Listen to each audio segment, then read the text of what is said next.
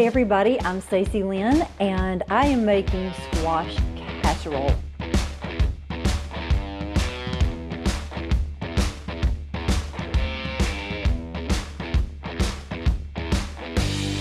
It is an iconic dish here in the South. We grow tons of squash during the summer and we put it up in the winter. So we'll just cut it into slices. You can blanch it, put it up, or you can just put it in the freezer. And I like to put them in gallon bags, and there you go.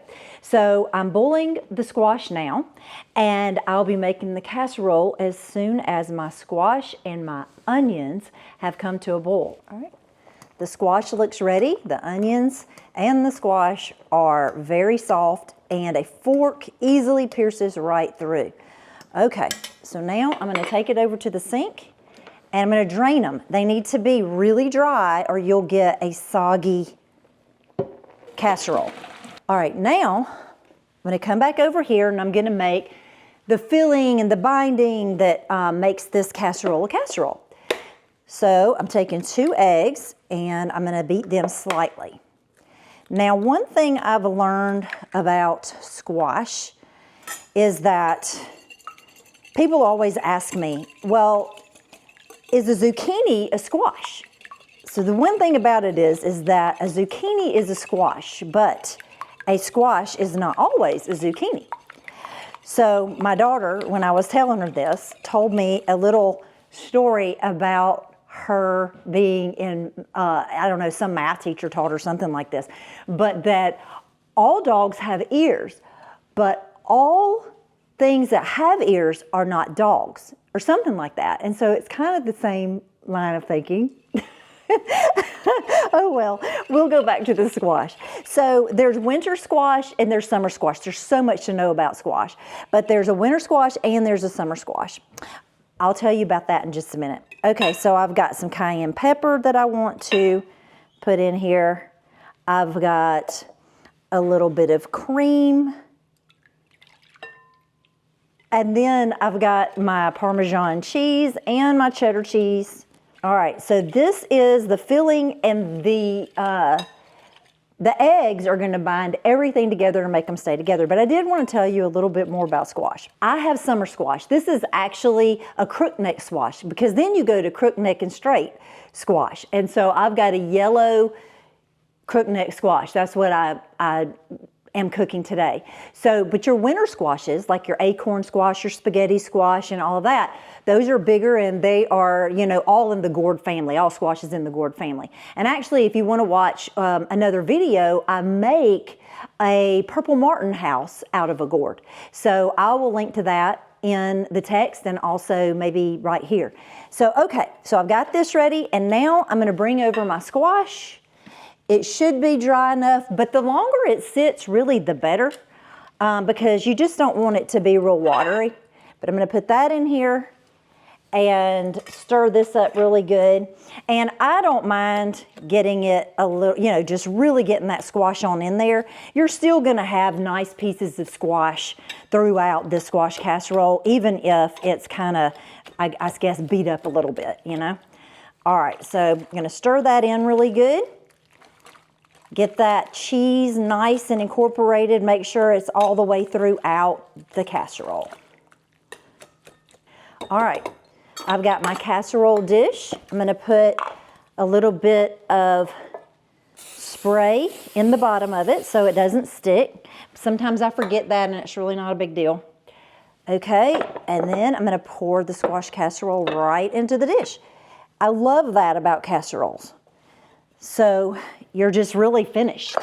But we do have the topping.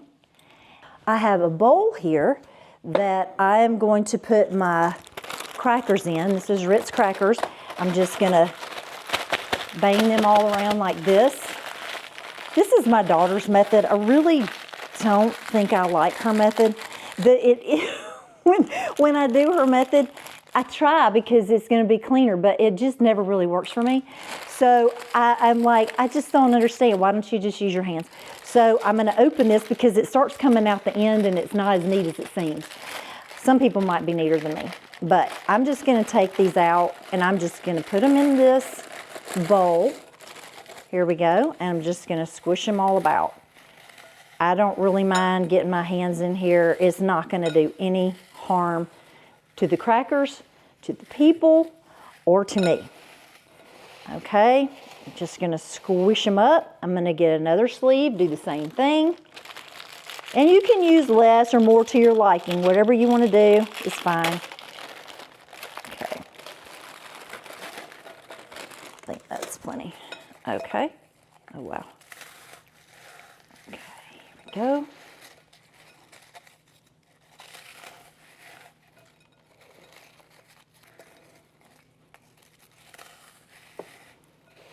Okay, super easy.